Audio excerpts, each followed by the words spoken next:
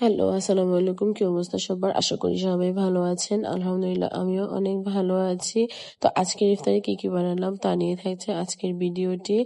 So আজকে ইফতারের প্রথমে বানিয়েছিলাম চিকেন তান্দুরি আর এর সাথে ছিল ফ্রাইড রাইস। আর এখানে চিকেন তান্দুরি বানানোর জন্য সবগুলো মশলা একে একে নিয়ে নেওয়া হচ্ছে।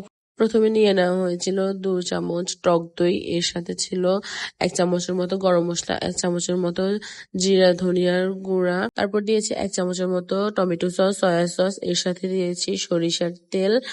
আর সবচেয়ে ইম্পর্টেন্ট মশলা যেটা তান্দুরি মশলাটা দিয়েছিলাম, রাঁধুনি তান্দুরি মশলা ছিল এটা।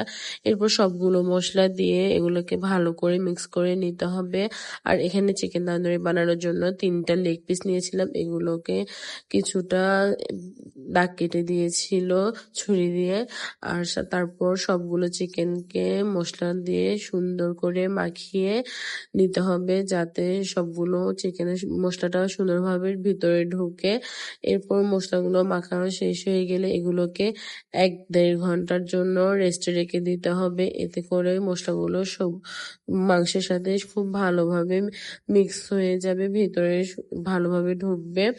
তারপর মাংসগুলো রেস্টে রাখার পর এখানে ভাজার জন্য নিয়ে এলাম ফ্রাই প্যানে তেল দিয়ে সবগুলো মাংসকে ফ্রাই প্যানে দিয়ে দিলাম। এরপর 10 থেকে 12 মিনিটের জন্য ঢাকনা দিয়ে রেখে দিতে হবে।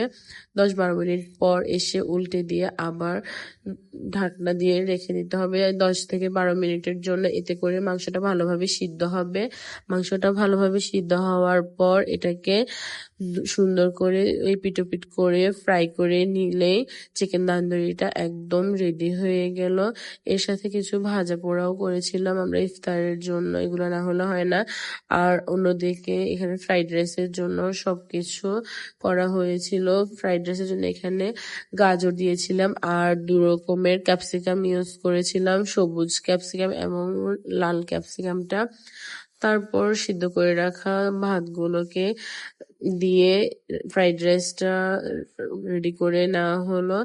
আর আজকের ফ্রাইড রাইসের ডিটেলস কোনো ভিডিও যদি কারো লাগে সেটা অবশ্যই জানাতে পারেন, আমি তাহলে পরে ভিডিওটা আপলোড করে দিব। এই তো সবকিছু রেডি করে নেওয়ার পর টেবিলে সাজিয়ে নিয়েছি।